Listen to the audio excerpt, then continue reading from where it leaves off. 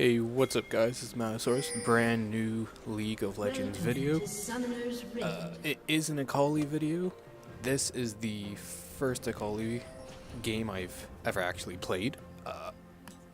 Honestly, I've had more fun with this champion than I've probably ever had with any other champion in this game.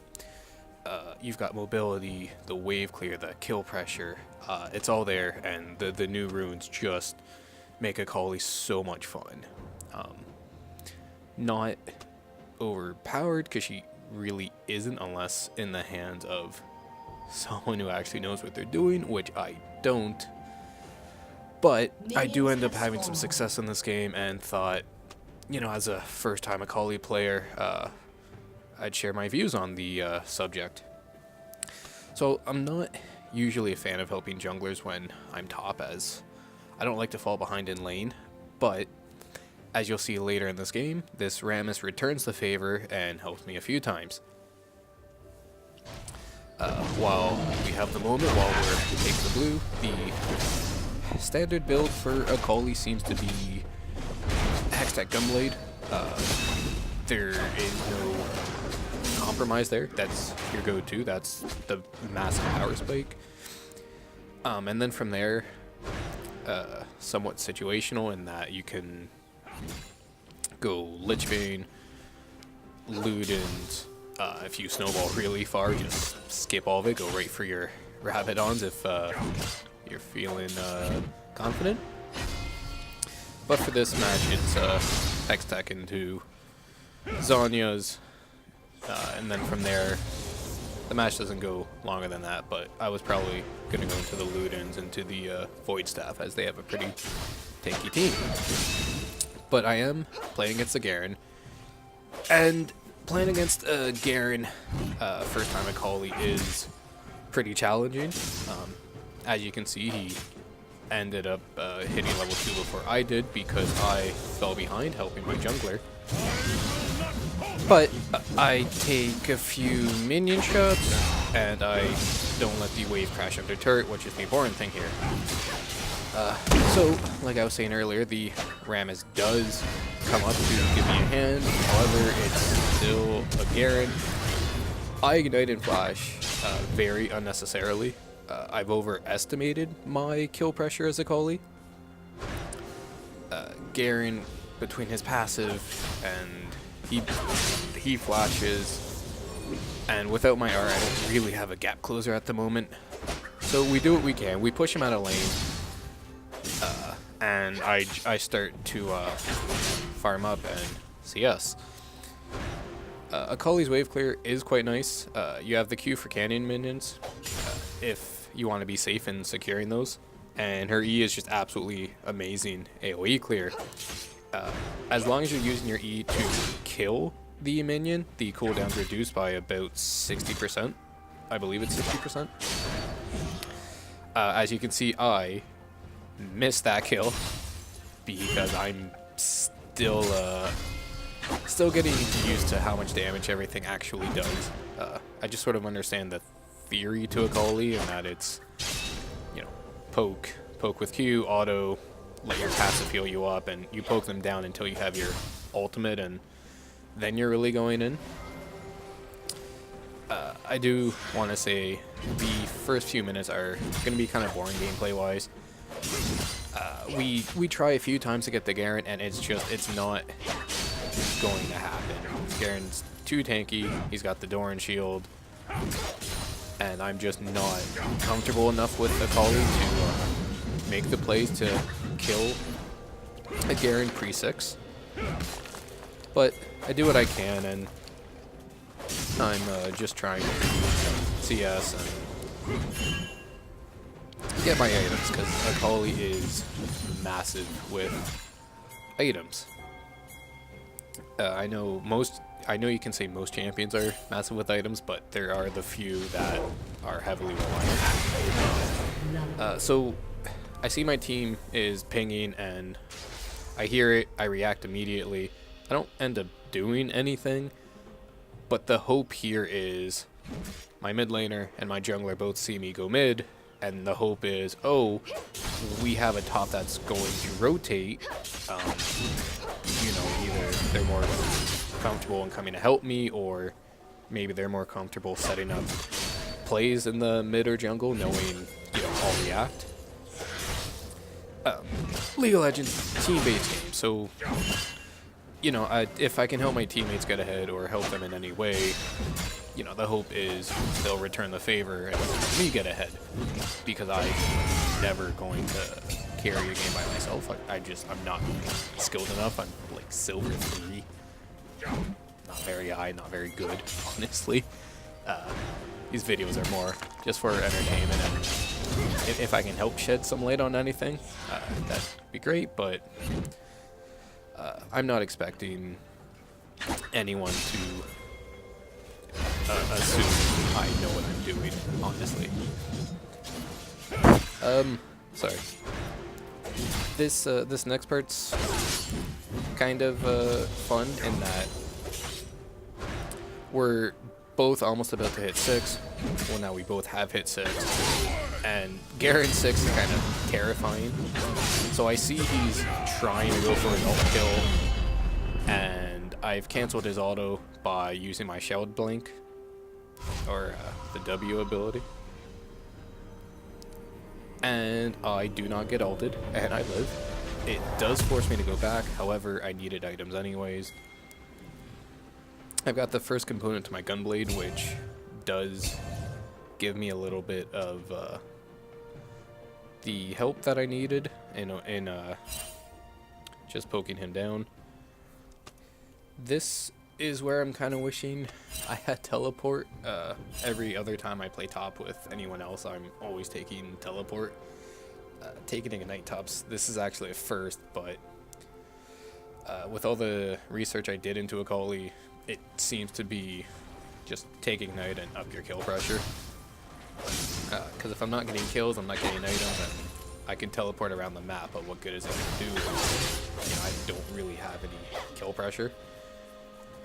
But the Garen, for whatever reason, didn't use his teleport, and he walks back, and this allows me to sort of catch up in CS. Given he has teleport, his real goal should have been to chunk me out and continuously force me to back, and then he's going to beat me in the CS game.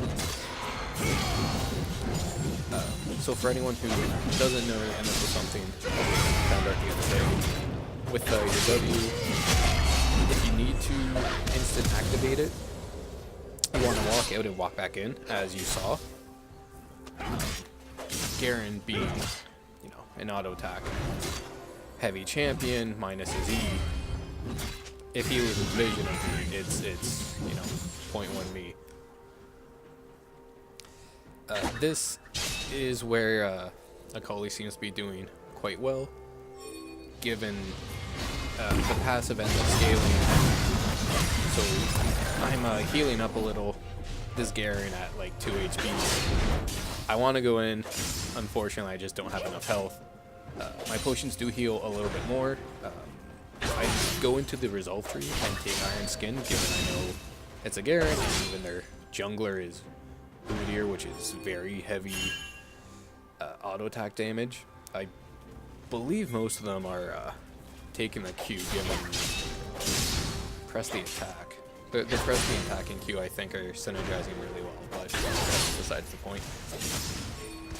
So between my passive and my potion and the hope for my potion, I'm pretty healthy again. And I see my team pinging away, and it's at this moment in the game that I end up turning things around for myself. I see there's a play mid, and I know this Rammus is going to need my help, so I go down, and nothing happens immediately, but me coming down pulls their attention away from Rammus, and now I get to zone them a little bit. Unfortunately, the Xerath does get caught. However, me and Akali just go hard on the Udyr, and I score my first kill.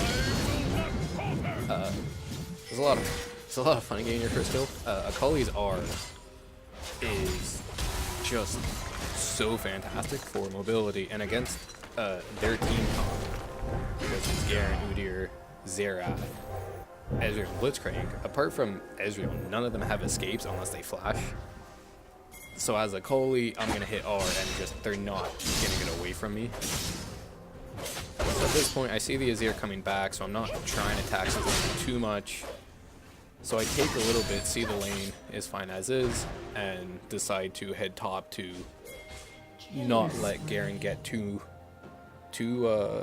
ahead. I don't want him taking a turret. I don't want him getting free CS for nothing.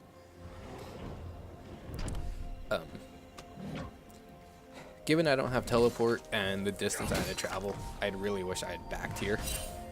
But it is what it is. And again, it's a good example of the AoE clear that Akali has. You know, I messed up the first E. However, her cooldowns aren't that long. I wait and I end up getting it right the second time. Unfortunately, I still don't have my Gunblade, and he's still Garen, so I don't have a lot of kill capture one. But I do what I can to chunk him out and try to encourage my jungler to come to top, which jungler is on his way, but without Gunblade, the Garen ends up just spinning away. However, me and the Rammus finally get him. And it was a pretty good time. At the start of the game, when the Rammus started on blue and asked for top help, as much as I don't like that, I did it. And for once, I finally had a jungler who, you know, roams properly and likes to repay the favor. So I clear out the wave and decide to head back for a couple items. Unfortunately, at this point, I still don't have quite enough for Gunblade, but I pick up the Cutlass and boots and a control ward. Vision is everything in this game. Turret has been destroyed. So anytime you pick up a control ward, if you have a free slot or 75 gold, let's just pick one up. In game, I keep all chat off. Kind of wish I would have taken it off for the replay, but I didn't notice, and everyone's just kind of going on and on about something. Haven't even paid attention as I'm recording this, honestly. I see my team has enough pressure on the map, so I go top. I want to clear the wave. Kind of wish there was time to get top. I'm a couple levels ahead of this again, so I'd like the solo XP and just sort of keep snowballing, but he comes top, and you know, the help's usually appreciated. Unfortunately, he is too low mana to do any sort of diving on the Garen. If we dove, chances are Rakan's probably not surviving that. So I go back to farming up. At this point, I'm starting to out CS the Garen, which is pretty huge. I've watched this card a few times, and I don't really understand why he keeps trying to fight me. With the Cutlass, I have lifesteal now, apart from my potions and my passive. And as you can see, I'm almost full health once again. And my wave clear is just much faster than his, so I'm always going to have more minions than he is. So my attacks, minions attacks, I've never really understood what he's doing. But I see my team going for the Rift Herald, and I decide to push out my wave and go help him. Rift Herald, I think, is undervalued. As long as it's used appropriately, you're almost guaranteed at least one turret. And if you're snowballing or you're far enough ahead, you can manage to get at least two.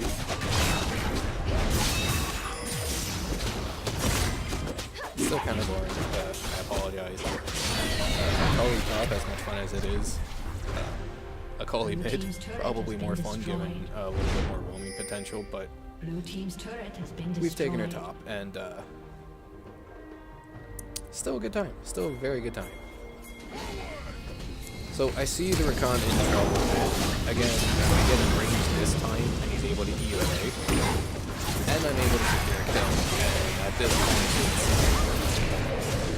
this is they're getting low, I've got my enemies, and I just refuse to let them beat. Unfortunately, the Rakan did get the last hit, but as long as they die, that's the important part. So I'm, it's a lot of fun at this point, and I'm thinking, oh, okay, I'm gonna clear this wave, maybe just back. However, the Rakan ends up using it there, so I stick around, he's got no health. So I need to be here to make sure if anyone comes out, there's some sort of protection. Unfortunately, the Ezreal was crank, and putting us in a chokehold. There's nowhere really to go, but hindsight being 2020, I needed to run into this bush, and Ezreal could have E'd before the blitz was running that way. However, the real play to have made would have been to W and then flash away, and then Rakan could have E'd to me, and I probably could have saved him. I feel kind of bad about that one. If I was really paying attention, I could have put myself in a position to not let him die, but unfortunately it is what it is, and this isn't really the play that, you know, turns it around for them. So with top turret taken, I don't feel the need to go back, as top's going to push their side anyways. You can see there's more minions in the top lane on their side of the map, so I've got some time before I've got to worry about it pushing into my side. So I go bot. There's something spicy going on in bot, and I want some of it now. I've got my gunblade, I've got my sorcerer shoes, and I've got a couple cloth armor to help against their physical damage, as it is quite a bit, as I get shot almost immediately. I see the Xerath coming, and my initial instinct is to zone the Xerath off. If we're all grouped up, Xerath is likely to hit us quite easily, and that's just Xerath, even a behind Xerath, if he can land his ability, but for whatever reason decides he's and Xerath is probably one of the least mobile champions in the game. He flashes, I R to him, I kill him. We then get the kill onto the Udyr, because for whatever reason he's like, oh, I'm gonna go in. And we get the trade. I see the trouble. Luckily it's Rammus, so I know he's got a little bit of time before he dies. But playing as Akali, the one thing I really learned is it's not go in, poke auto, go into your W, give yourself your cooldown time. Just be patient. When your stuff is up and they're chopped out a little, you go back in and you're going to get them. Even letting your electrocute come off cooldown, because electrocute, one of the new runes, is pretty strong. So I decided back and get my Seeker's Arm Guard and the Phoenix Codex. I'm working with the Zanyas. No matter how far ahead I am, they still seem to be doing a fair bit of damage to me. So the thought process is get in, do my damage Zanyas, and hopefully that gives me enough time to survive. I see they've got an Ezreal top, so I decide to go top to make sure he can't push in the wave, but he ends up retreating before I really get there anyways. So I decide I'll push this out and then go join my team. So I start running over, knowing that if I can get there, between me, this Vayne, and the Rakan, we're likely to get a kill. I don't even feel bad about that kill steal. I had 3 charges on my RL, and I've got a lot of kill potential. So me getting far ahead means more than the Rammus getting an extra kill. I kind of regret this part. I'm worried about clearing minions. I didn't think my team was going to go so hard, but I see they are. And I decide, alright, I'm not going to do anything. I'm just going to zone them off. And then if they go hard for my little teammates, I've got my Ignite, my Gunblade, I've got everything up. I'll kill them if they try to go after my teammates. Unfortunately, they end up surrendering kind of early, but you've seen the game. Hope for them. It is what it is. I hope everyone enjoyed this video. I'm hoping to put out a few a week. If you like it, be sure to hit that like button and show some support. Thanks for watching.